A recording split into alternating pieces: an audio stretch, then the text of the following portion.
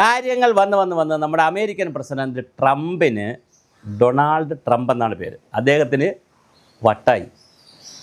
ഒരു ഭരണാധികാരി മറ്റ് രാജ്യങ്ങളുടെ പുറത്ത് ഒരുപാട് കുതിര കയറുകയാണെങ്കിൽ വിചാരിച്ചോണം ആ രാജ്യത്ത് എന്തുണ്ടെന്ന്.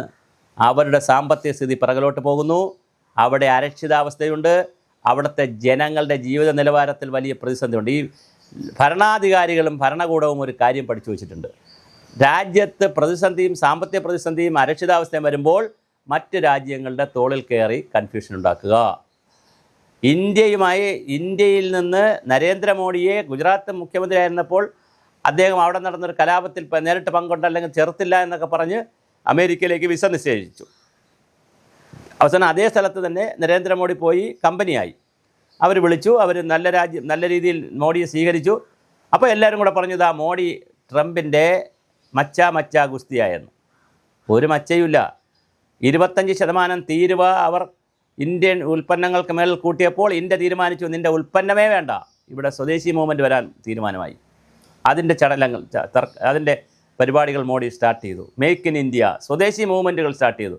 അപ്പോൾ പിന്നെ അടുത്തൊരു സാധനമായി, നിങ്ങൾക്ക് F-35 വിമാനങ്ങൾ തരാം, യുദ്ധവിമാനങ്ങൾ തരാം. നമ്മൾ പറഞ്ഞു വേണ്ട, നിങ്ങളെന്ന് ഒരു വിമാനവും വേണ്ട.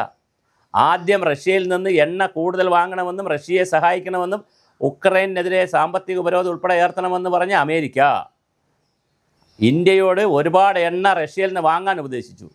അങ്ങനെ എണ്ണയൊക്കെ വാങ്ങാൻ കരാറുണ്ടായിക്കഴിഞ്ഞപ്പോൾ റഷ്യയ്ക്കൊരു സാമ്പത്തിക താല്പര്യം കൂടുതൽ വന്നപ്പോൾ, അല്ലെങ്കിൽ സാമ്പത്തികം കൂടുതൽ വന്നപ്പോൾ ഉടൻ തന്നെ അമേരിക്ക ഉൾട്ടയടിച്ചു. നിങ്ങൾ ഇനി റഷ്യയ്ക്ക് സഹായിക്കരുത്. അമേരിക്കയാണോ തീരുമാനിക്കണം ഇന്ത്യ റഷ്യയെ സഹായിക്കണമോ അതോ ഉക്രൈനെ സഹായിക്കണമോ, ആരെ സഹായിക്കണമെന്ന്. ഇന്ത്യ കൃത്യമായി റഷ്യയുമായി ധാരണയുണ്ടാക്കി എണ്ണ നന്നായി ഇറക്കുമതി ചെയ്യുന്നു. മാത്രമല്ല ബ്രിട്ടൻ്റെ 90% ഉൽപ്പന്നങ്ങളും ഇന്ത്യയിൽ 90%-ലധികം തീരുവ കുറച്ചുകൊണ്ടും അങ്ങോട്ടും ബ്രിട്ടനിലും ഇന്ത്യൻ ഉൽപ്പന്നങ്ങൾക്ക് തീരുവ കുറച്ചുകൊണ്ട് ബ്രിട്ടീഷ് പ്രധാനമന്ത്രിയുമായിട്ട് കഴിഞ്ഞ ഒരാഴ്ചയ്ക്ക് മുമ്പാണ് നരേന്ദ്രമോദി കരാറിൽ ഒപ്പുവെച്ചത്. അങ്ങനെ ലോകരാജ്യങ്ങൾ G18 രാജ്യങ്ങളിലായാലും G20 രാജ്യങ്ങളിലായാലും ലോകരാജ്യങ്ങളിലാകെ പോയി വളരെ വലിയ തോതിൽ കരാറുകളും പരിപാടികളൊക്കെ നടത്തുന്ന ഭാരതത്തെ നോക്കിയിട്ടാണ് ഇപ്പോൾ വിരട്ടാൻ നിൽക്കുന്നത്. ഇതിനിടയ്ക്ക് ട്രംപ് മറ്റൊരു പരിപാടി പറഞ്ഞ് അത് ചീറ്റിപ്പോയി. നനഞ്ഞ പടക്കമായി, ചൈനയുടെ പടക്കം പോലെ ആയിപ്പോയി. അതെന്താ പറഞ്ഞത്? നമ്മുടെ പാകിസ്ഥാനും ഇന്ത്യയും കൂടെ യുദ്ധം നടന്നപ്പോൾ, സംഘർഷം നടന്നപ്പോൾ അതിനെ നിർത്തലാക്കാൻ ട്രംപ് രണ്ടുപേരുടെ പ്രസിഡന്റിൻ്റെ അടുത്തും, അവിടുത്തെ പ്രസിഡന്റ് അടുത്തും പാകിസ്ഥാൻ പ്രസിഡന്റ് അടുത്തും ഇന്ത്യയിലെ പ്രധാനമന്ത്രി നരേന്ദ്രമോദിയോടും അതുപോലെ തന്നെ സേനാ നേതാക്കന്മാരോട് നേരിട്ട് വിളിച്ച് പറഞ്ഞിട്ടാണ് ഈ സംഘർഷം തീർത്തതെന്നാണ്. നമ്മളുടെ ദൗത്യം തീർന്നപ്പോൾ ഓപ്പറേഷൻ സിന്ദൂർ തൽക്കാലത്തേക്ക് നിർത്തിവെച്ചു. പിന്നെ ഓപ്പറേഷൻ മഹാദേവ് വന്നു. ഇന്ത്യക്കറിയാം ഇതെന്താ ചെയ്യേണ്ടതെന്ന്. അതുകൊണ്ട് ട്രംപിൻ്റെ ഒരു വിരട്ടലും ഇന്ത്യയോട് വേണ്ട. നിങ്ങളെ കാര്യം നോക്കുക.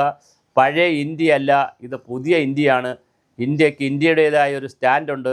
അത് വളരെ ഭംഗിയായി കൊണ്ടുപോകാനും അതിനനുസരിച്ച് ഇന്ത്യയിൽ നിന്ന് 40ഓളം രാജ്യങ്ങളാണ് ഇന്ത്യയിൽ നിന്ന് ആയുധങ്ങൾ വാങ്ങുന്നത്.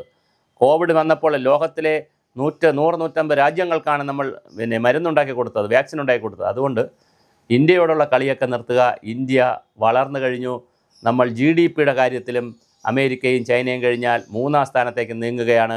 അതുകൊണ്ട് തന്നെ തീർച്ചയായിട്ടും അമേരിക്കൻ പ്രസിഡൻറ്റ് നമ്മളോട് ഈ കളിയൊന്നും വേണ്ട. നിങ്ങൾ മറ്റ് ചെറിയ രാജ്യങ്ങളോട് പോയി വർത്തമാനം പറയൂ. ഇന്ത്യക്കറിയാം എന്ത് ചെയ്യണം, എന്ത് ചെയ്തുകൂടാ എന്ന്. അത് സ്വതന്ത്ര ഇന്ത്യയിൽ മൊത്തം നെഹ്റുവിൻ്റെ കാലം മുതൽ ഇന്ത്യ കാണിച്ചിട്ടുള്ളതാണ്. ആരോടും സ്നേഹവുമില്ല, എതിർപ്പുമില്ല. ഒരു ചേരിതേര നയം, നോൺ അലൈൻ മൂവ്മെൻറ്റ്.